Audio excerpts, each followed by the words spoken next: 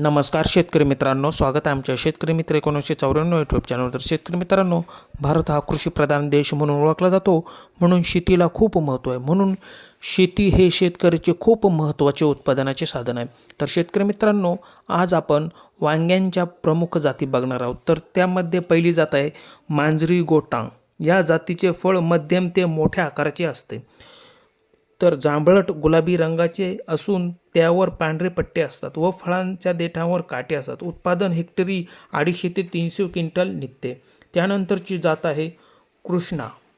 तर ही संकरित जात असून झाडे काटक असतात. फळांचा आकार अंडाकृती, रंग आकर्षण जांभळा असून त्यावर पांढरे पट्टे असतात. उत्पादन सरासरी 400 ते 450 क्विंटल हेक्टरी उत्पन्न मिळते. त्यानंतरची जात आहे शेतकरी मित्रांनो फुले हरित. या जातीचे फळे मोठ्या आकारची असतात. ही जात भरीत करण्यासाठी चांगली आहे. या जातीच्या फळाचा रंग फिकट हिरवा व टोकाकडे पांढरे पट्टे असतात. या जातीचे सरासरी उत्पन्न 200 ते 480 क्विंटलपर्यंत मिळू शकते. त्यानंतर आहे फुले अर्जुन. हे फळे मध्यम आकाराची, फळांचा रंग हिरवा, त्यावर जांभळे पांढरे पट्टे असतात.